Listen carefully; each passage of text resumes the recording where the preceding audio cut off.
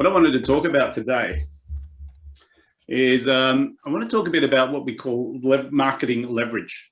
And I was over the Easter break. I was on a conference, and I got reminded of something that we've been teaching for many years, but something that we haven't actually looked at in a particular way. And it's about understanding how much money should I spend on marketing, and actually doing the maths behind it. So not just saying as much as possible, which is my normal answer, but actually doing the calculation. And to do the calculation is sort of simple, okay?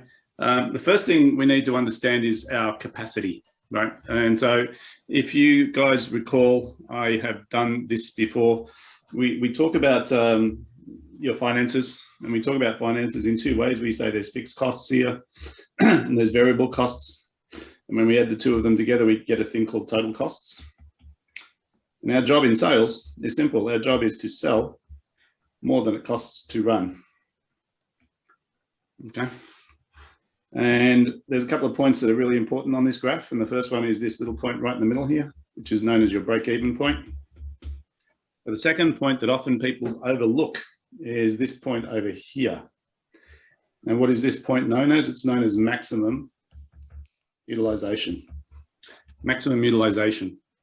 Now, the reason this becomes important is because if we look at profit, which is this section here, you'll notice that profit grows disproportionately as we sell more when we overcome our fixed costs. Does this make sense so far? So fixed costs here, variable costs there. And what I want to talk about today is how do we know how much we should be spending on marketing? How do we set a budget for it? And how do we then move towards it? Because an interesting question was raised when I was on this conference, and the question was, if I had $100,000 to spend on marketing this month and every month, what would I spend it on? It was a really good question, right? Because I really have not a firm idea on how I would do that. So there's two things that come to mind. The first thing is, what is my capacity to take on extra work, which is my maximum utilization. And one of the important parts of building your business model is to allow some scale in there. Because it's funny how when I ask people how's business, and I'm sure you would answer this the same way as everyone else, is we're flat out, we're busy. Right? And people tell me how busy they are and how they couldn't take another piece of work on. But then I ask them, would you take on another client? And the answer is yes. Right?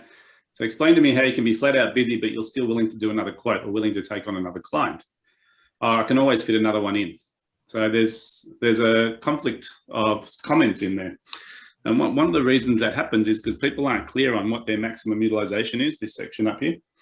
They really haven't thought about, well, what's my capacity? What's my true capacity as an organization? And how do I know when I'm there?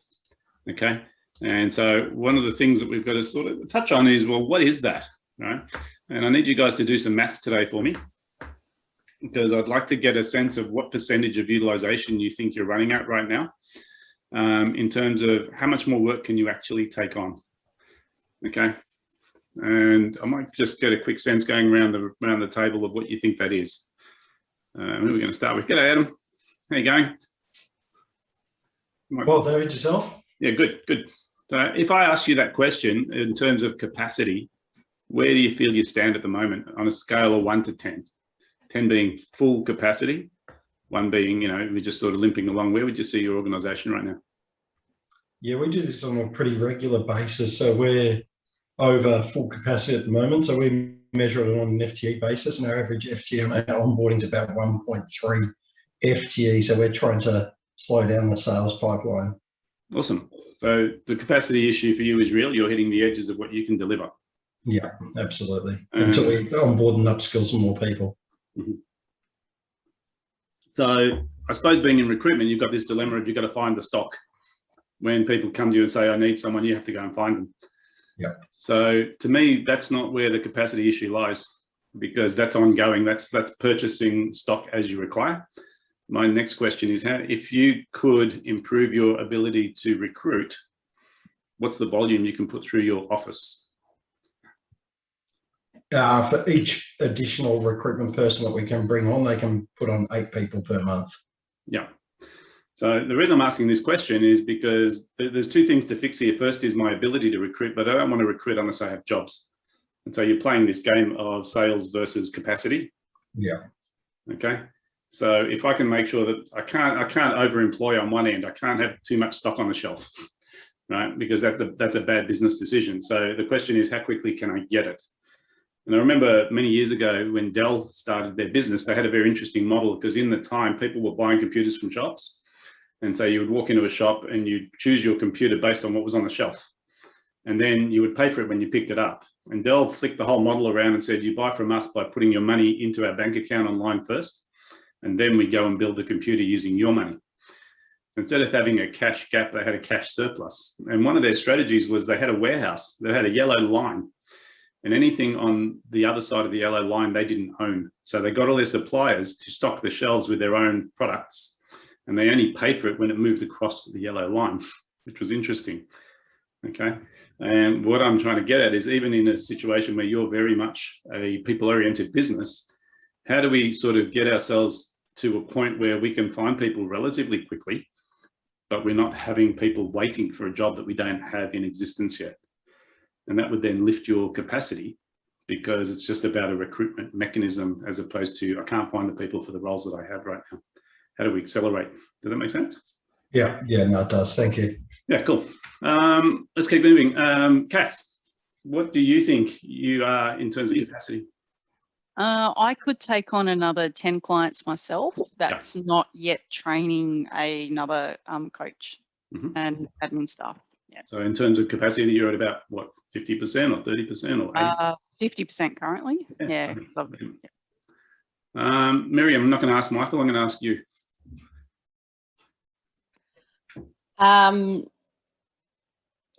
We could take a lot more on if we didn't have the bottleneck that we always talk about. So if we doubled the number of inquiries coming in the front door, could you handle it? No, not at this point in time. Okay. So we've got to work out where that bottleneck is. Same as with Adam, is how do we streamline the process? Because there's no point going down the path of accelerating growth if we haven't got capacity. Correct. And scale is a big issue in a lot of businesses, and it's a bottleneck. Yep. And as Adam said, I have to slow down my sales. To me, that's like almost blasphemy in a way, because sales is a flywheel, right? And it needs momentum. And if you slow it down, what can happen is that if you need to speed it up again, it's super inefficient. So we've got to act as if, and that's part of the question about this maximum utilization is it's a hypothetical, but it's also a real question, because there's 0 point in growing a business when you've got zero capacity, because you'll just bleed. It's very inefficient. So we Can I add a point there, David? I think it depends entirely upon the quality of the leads. If we got leads coming in that were cold, no, we wouldn't have time for it, because it would take me away from what I have to do. Well, but then my question is, if I gave you clients that had a check ready to hand to you, how much more capacity can you take? Then we can take some. How much? I don't know how to calculate it. On a scale of 1 to 10. Can you double? Well, it depends what you mean by double. Double the last week, double the last month, double the last year. What was last month's revenue? Exactly. I've no idea. There you go. So therein lies the problem, right? So where I'm going with this is, if you don't know what your limits are, you will be hesitant. And I'll give you a metaphor for this. If I put you in the middle of a football field and I said, I want you to run as fast as you can until you hit the boundary line, most people would run as fast as they can. True?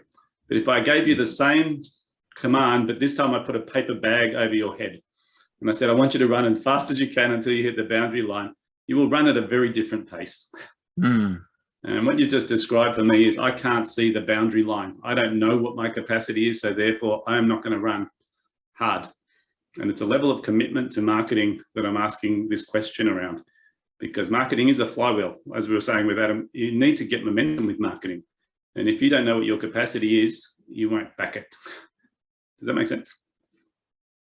So I need you to do the assessment and be brutally honest, and don't come back at me and say, it depends on the quality of the leads. Let's assume they're people ready to go, right? There's a couple of things that you will need to know, and we'll get to that in a moment. But the raw question there was, what's the capacity that you have?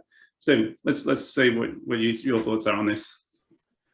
Two sides of the business. On the ag side, yeah, we're at capacity. We're over capacity now with new product development, so we've stopped taking on any in new customers and new product. Yeah. However, and that's the answer to that is the issues we've talked about, which is the capacity out of China and China in particular. So that's what we're working on. That's our one of our key goals in the next quarter. Yeah. On the parts side of the business, we've just employed a guy, so we can double easy. And the plan is over the next 2 years to double that side of the business.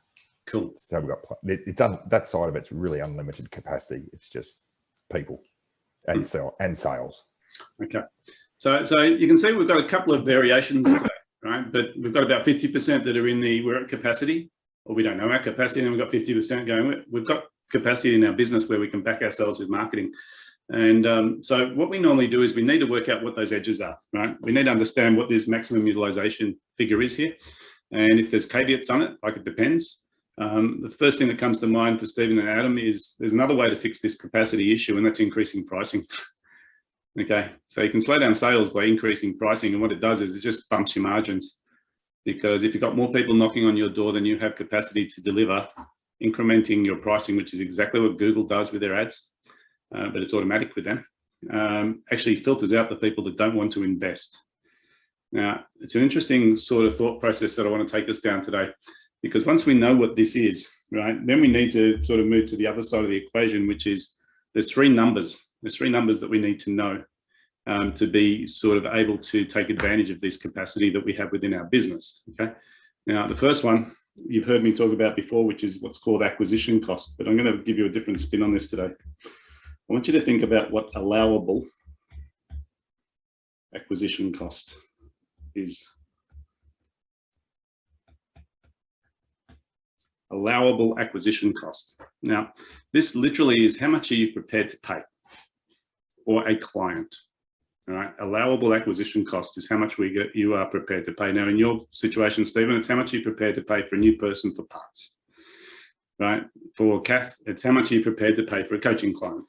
For Michael, it's how much are you prepared to pay? And you're going to ask me, you don't answer this because I know how you're going to answer it. It depends, right? Depends on how much they spend, whether you need to work this out. And this is the second number that we need to know. So the first number we need to know is allowable acquisition cost. The second number we need to know is a thing called average order value. All right, this is how much on average that person spends.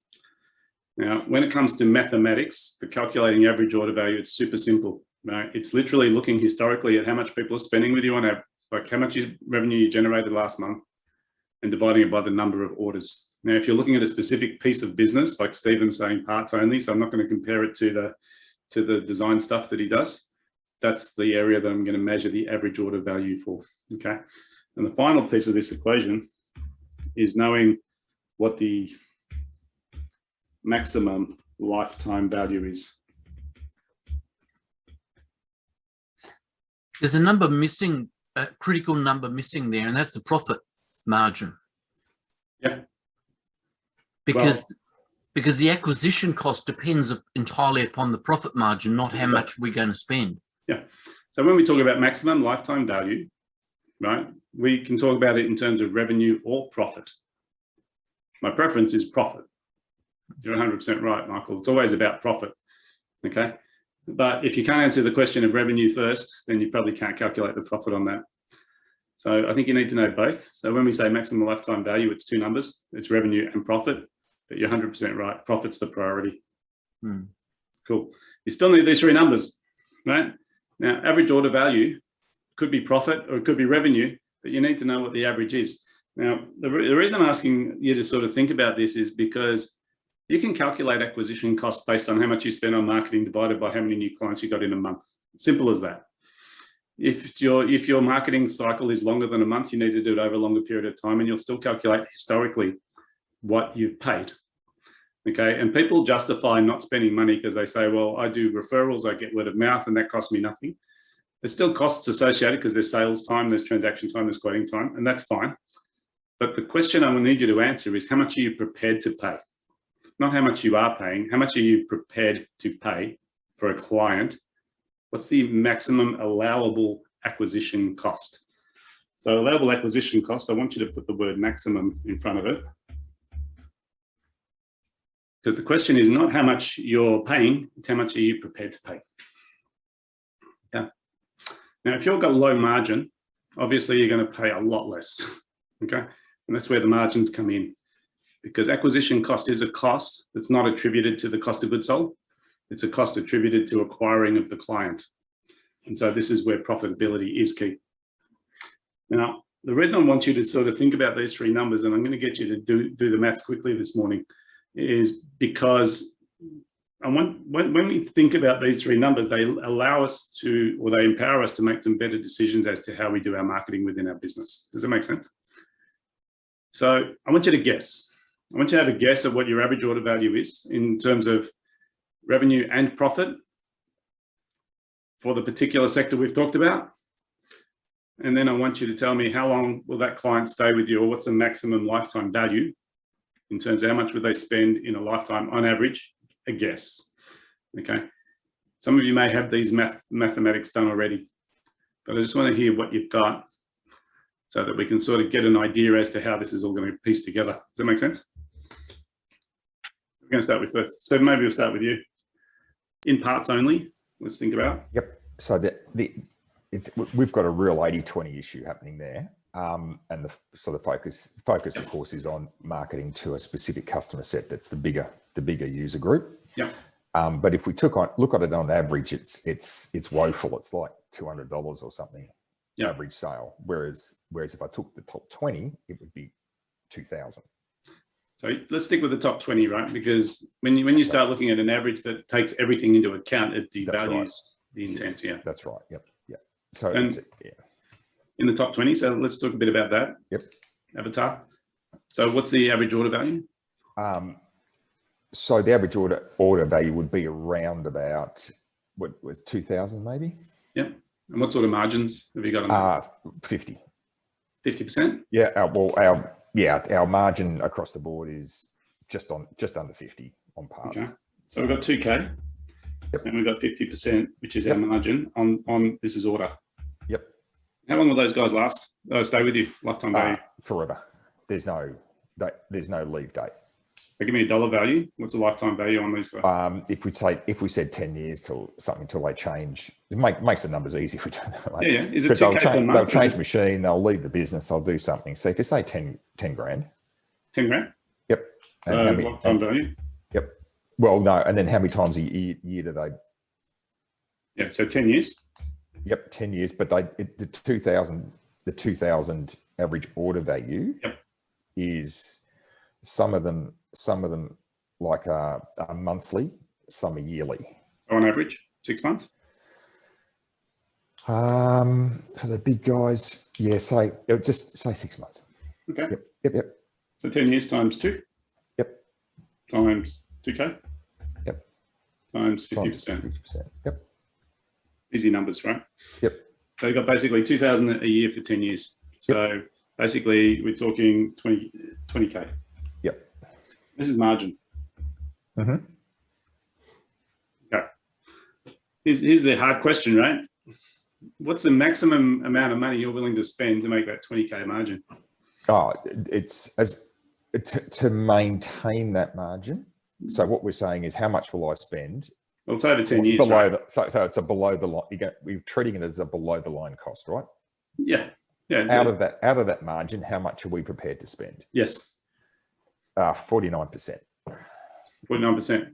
What does that mean? Well, in other words, if we make 1%, it's still okay, right? It's neutral. No. It would the net, because it's all marginal cost, right? So I would be prepared, if we want a bottom line of 10, we could spend 40%. Yeah. So what we're talking about here is, if you spend 40%, because it's only on 40% of that margin over 10 years, right? Or 40% of the revenue. Revenue. Yeah, interesting. So you're willing to so in other words, we're putting 10% on the bottom line because it goes straight to the bottom line. Yeah, it does. So does everyone understand what we've just done the calculation on here? So what you're basically saying is you'll spend 18K to get that 20K margin, because there's a law of averages also, which means this doesn't include upsell, cross-sell, or any other strategy. This is literally how much you're willing to pay to get that margin. So that's a maximum allowable. acquisition cost, maximum AAC. This isn't allowing for administration costs or time or anything else, is it? Well, it depends, right? Everyone's going to have their own story, right? Because it depends how you calculate your margin, whether it's gross or whether it's net margin. Okay. I'm just using this as a theory. It's a round number. You need to do the maths yourself. Okay. Because yes, you need to take into account everything. Okay. Because if all you do is make 2K over 10 years and then you've got to pay admin, it doesn't make any sense. All right. So you've got to take into account everything. What I want you to think about is how much are you willing to pay as a maximum for a client? And you need to come up with a fairly substantially real figure. And the reason behind this is because when you have capacity, so going back to what we were talking about before, this capacity here, right, that most people have, the problem with this capacity is when the month is over, you cannot recoup it. It's gone. It's history, right? Which means if I have capacity for 2 extra clients this month and I didn't take them, I can't get that money back. That month is finished, okay? So what we're trying to work out is what are you willing to do here? How much are you willing to spend? And yes, everyone's going to be different. And yes, you need to take into account the cost of delivery and the cost of admin, everything, right? But the actual mathematics was how much are you prepared to pay for $20,000 in margin? And Stephen basically said, I'm happy to pay 18 because I get to keep 10%. Now, the only thing that will stop him, I'm not saying you should spend that every day. I'm just saying he's willing to, all right? There's a few things that'll stop him. Number one is if I can get a better deal.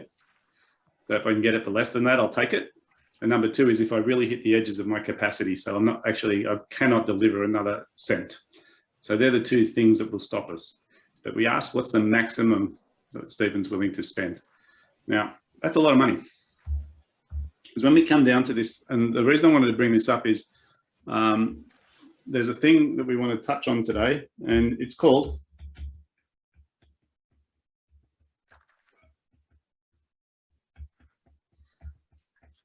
acquisition aggression. Acquisition aggression. What do I mean by acquisition aggression?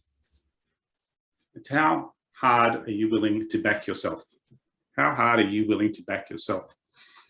Now, what happens with acquisition aggression is that there's basically 3 levels that I want to talk about today with acquisition aggression. So level 1 is what we call being conservative. And the way conservative works is I want to see a return on investment from a marketing dollar. And I want to see it quickly. And I'm not willing to wait 10 years. So a lot of people who do conservative marketing, they say, I need my marketing to self-liquidate. Has anyone ever heard this term before, self-liquidated marketing? Basically what it means is it covers its own way by the first sale. So the first order that comes in, the profit that's on that order pays for the marketing.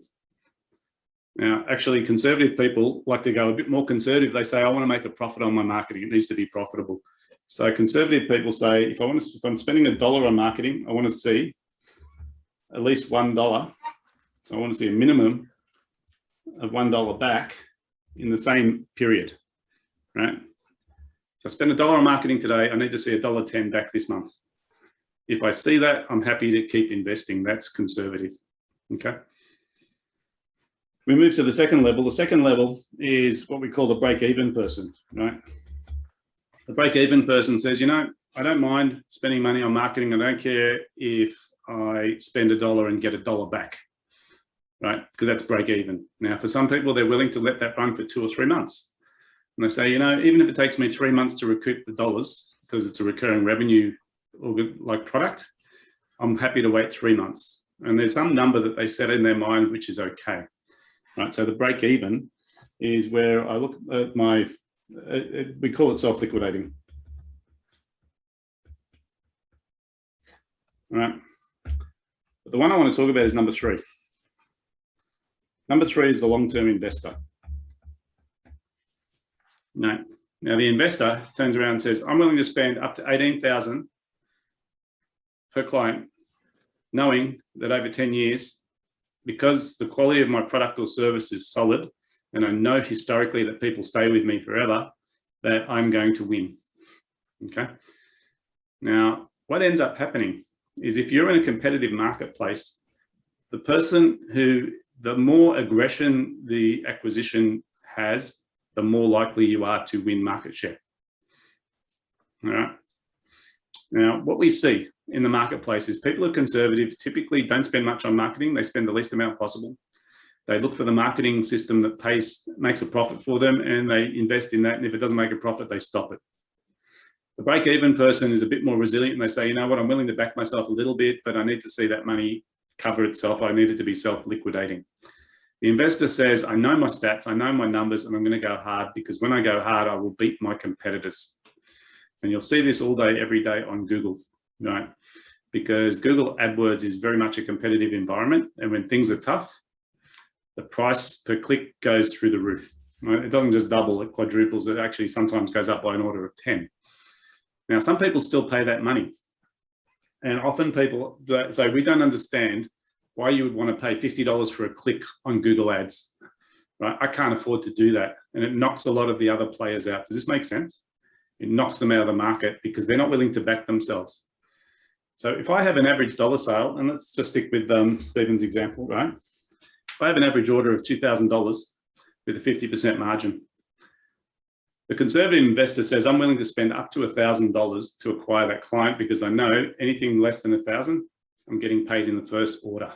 Okay, now I'm talking about acquisition. I'm not talking about just advertising. So this includes your marketing spend, your marketing management, and your salesperson's time and commissions, right? This is how much does it cost to get that client to spend money. The conservative person says, under $1,000, I'm good, right? Because that way I know that I'm making a profit. The break-even person turns around and says, I'm willing to spend probably up to 2K, because I know after they spend in the first month, they'll probably spend again because our product's so good. The aggressive person says, I'm willing to spend up to $18,000.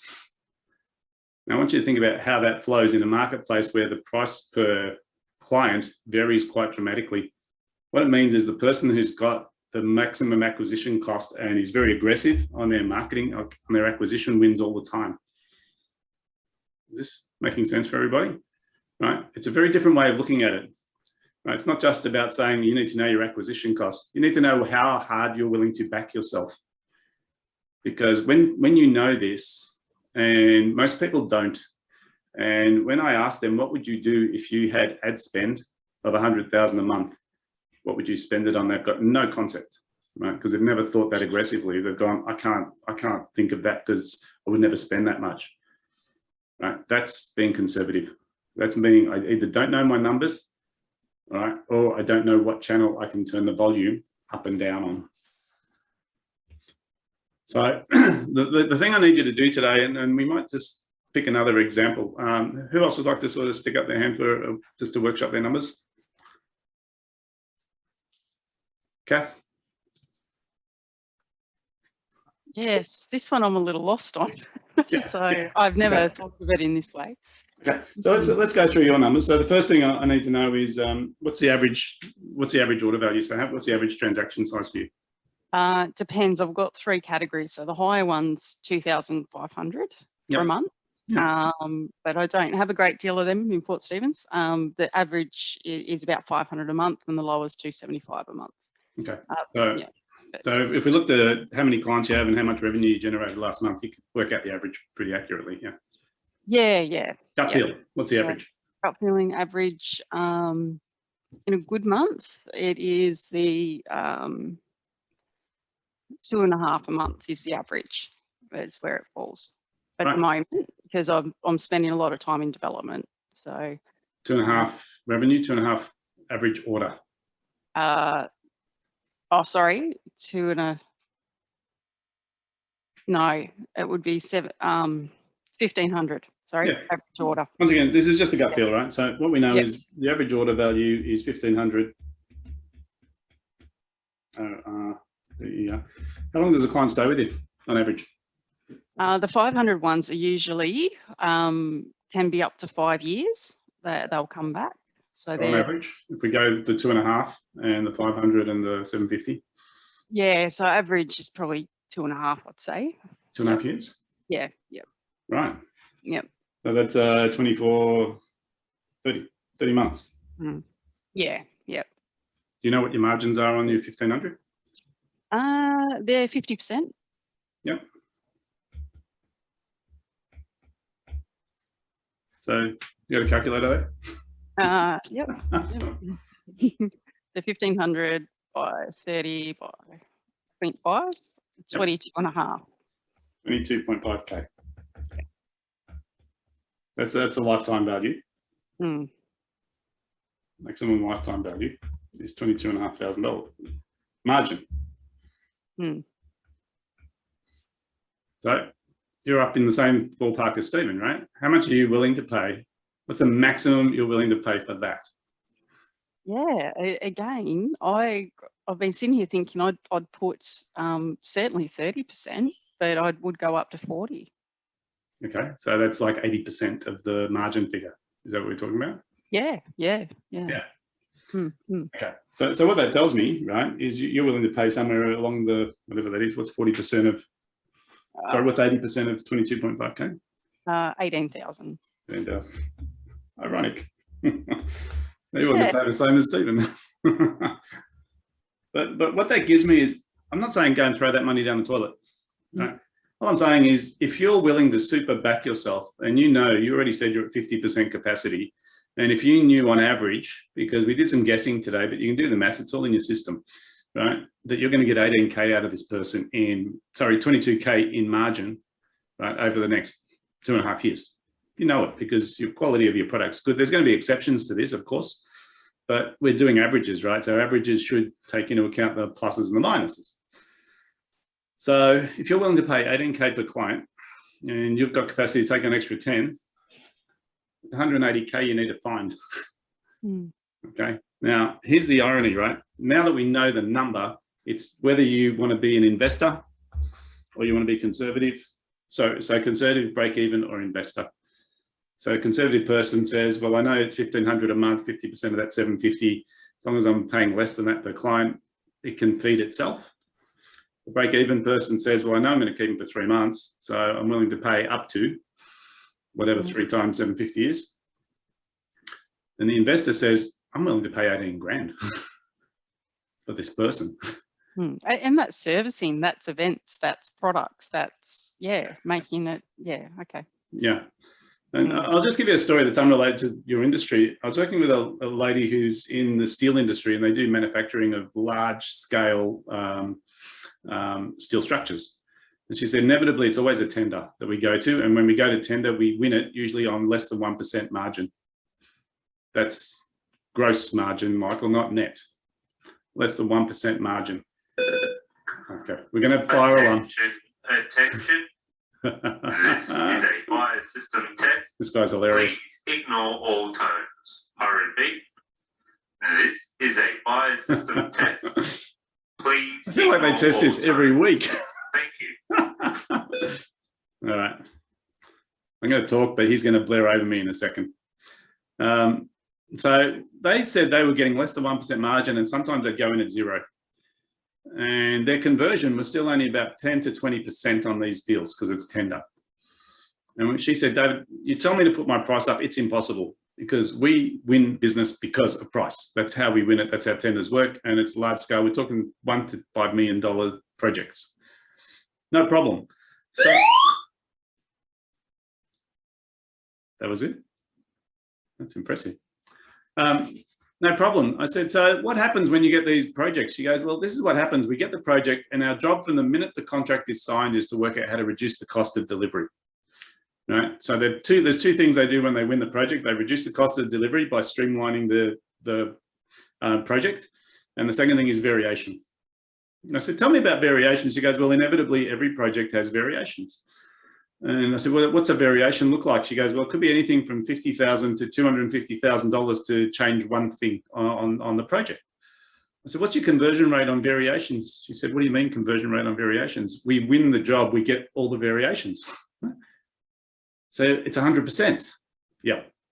I said, do you have one person on each project? Because we're talking $1 to $5 million projects whose primary objective is to make sure all the paperwork for variations gets signed off.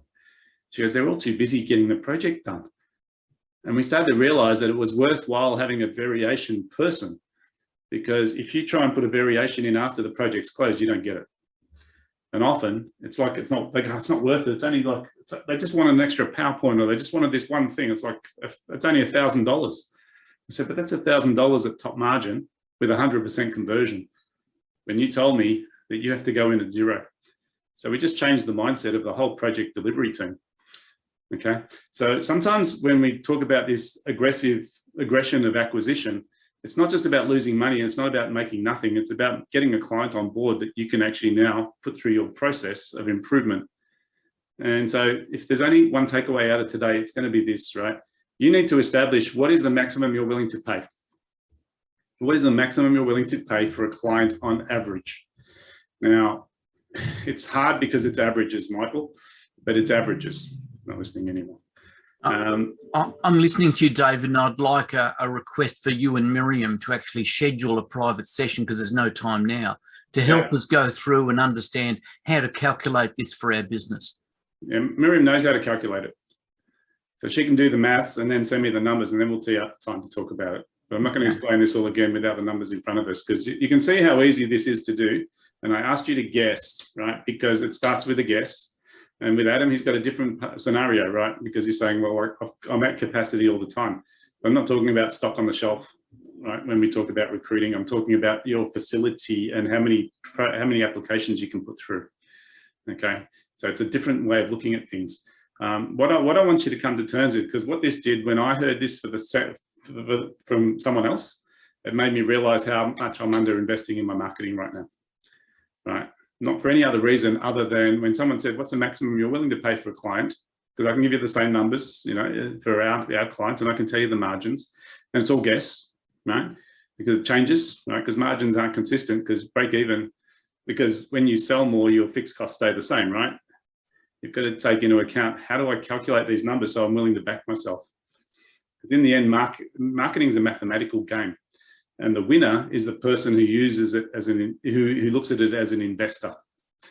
And they're saying, I'm not spending this money flippantly. I'm doing all my maths, right? I'm calculating my acquisition cost. I know how much people are going to spend with me in a lifetime, and I know what margins I make. And they know the true margins. They're not guessing. And when they do that, they can push the needle further than their competitors, which means you will outrun your competitors all day long, because no one will ever understand how you can possibly make a buck. When people ask you and you say, in your situation, Michael, you're going to tell me the numbers, and we're going to say, well, based on what you told me, you're willing to spend X amount of dollars, and it's like $2,000 to get a client that spends $1,000 in their first order. Your competitors will not compete on that premise, because they don't know what you know, which is that client will then go into monitoring, and they'll buy a second alarm in a year's time and a third alarm in a year after that, because of the quality of our service. And so you'll be willing to outspend your competitors in marketing if you know those numbers. Is this making sense for everyone? I need you to do the maths on this. I'd love to see what numbers you come up with. But the whole idea is to think about it and ask the brutally honest question is, in terms of acquisition aggression, right? Are you conservative? Are you break even? Or are you investor? And the only thing that will sort of move you from one step to the next is knowing exactly what those numbers actually are. Because what we find is that people under-invest in marketing. 100% of the time, most people I meet under-invest in marketing. And the reason they do it is they don't know the numbers. But they're not sure. They go, I don't know how much margin I make, depends on the client. Well, averages are averages, right? They take everything into account, right? And then if you're like Stephen and goes, well, the small ones we can't count because they're too small. Well, they're not the ones I'm marketing to, right? It's an evolution. You go for the top end and you go, those guys spending $2,000 per transaction, they're the ones I'm going to market to, not to the whole world. Because then you'll work out how to fine tune your marketing. So the thing that I want you to think about is, what is your acquisition aggression? If it's low, chances are you're not clear on your numbers. And if you are clear on your numbers, then how are you going to back yourself? How do you go to the bank and say, give me 100,000, please? What for? Well, I want to buy 20 clients and I know that I'm going to make my money in 5 years. I know it, right? That's the level of marketing commitment. That means you know your business properly. And as an owner, that's knowing your numbers. Making sense? Let's wrap up with some takeaways. It's 9:44. We've got 1 minute. Who are we going to go with first? Miriam, what did you get out of today's session? That long-term investor and actually being able to see it over time. I think that's very important to know. So thank you for that. Yeah, you need to know who those people are so that you're chasing the right kind of people. Awesome. Stephen. Yeah, so this is, just get off your butt and do it is the is what I'm taking out of it. I've known it. It's there. We've got the guy on board. So the next action is you've got to actually get into it and start the marketing campaign. Yeah, just backing yourself. But if you know your numbers, it gives you that sense of confidence. Yes. And start pushing that needle, right? Get up to maximum utilization, because that's where the profit margins are high. You know, when we're just at 50% of capacity, we've still got the same overheads. It's where we're losing margin. You can work really hard at 50% and make nothing. Yep. And when you're at 80% or 100% of capacity, there's sort of nice deep profits there. Awesome. Yeah, well, especially considering next year's budget's at plus 50 and the year after is plus another 50. So that's a 3-year goal to double. So it's got to be done. Got to be done. So we've got to work out what that allowable acquisition cost is for the particular client we've talked about. Yeah. And then what are the channels that you can throw that money into to actually prove that it's actually going to produce the result as well. Yeah, brilliant. Very good. Kath. Yeah, for me, it probably explains where my accountant actually advised me I was spending too much on marketing a while back. This is the accountant I'm switching from. So it explains my takeaway is why I was at a point that I was scaling and I had 3 staff and then went backwards. Yeah. So yeah, cut your marketing because you're spending too much on it. And you go, hang on a second. That's where the clients I feel like I'm starting from, I've actually now said I'm starting from square one again and treating it that way. Yeah, brilliant. Very good. And Adam, over to you, because I know you're going to run in a minute. Yeah, I think it's just, I've done this exercise, but haven't done it for a while. So I think I need to go back and revisit and then obviously clear that our pipeline so that we can get more people on more quickly. Yeah. I mean, it's something you have to do often because the numbers change. Yeah. Right? And if you're off by 50% and you say, well, I'm willing to spend 9K instead of 18, there's a lot of business that you're not getting because you're not out there in the marketplace. And if you know it's profitable, like, let's just go hard and work out what we need to do, because you'll always beat the competitors if you know your numbers. Yeah. Awesome. All right, guys, good session. I think we had a bit of breakthrough. It was very fundamental, but it's key. It's key. And yes, Michael, we can book a time, but I'm not doing it until you've got some numbers in front of me. You have to put the cat outside. All right, guys. So next time we're going to see you is on the 13th at 12 o'clock, right, where we're going to be going through vision. We're just going to be making sure that you've got your vision like sharp and shiny in preparation for the planning session. And that will make sure we get a good session out of it. All right. Enjoy your rest of your day, guys, and we'll look forward to speaking to you then. Cheers, guys. Thanks, Wonderful. David. Thank you. Thank you, Take David. care. Cheers. Bye. Bye.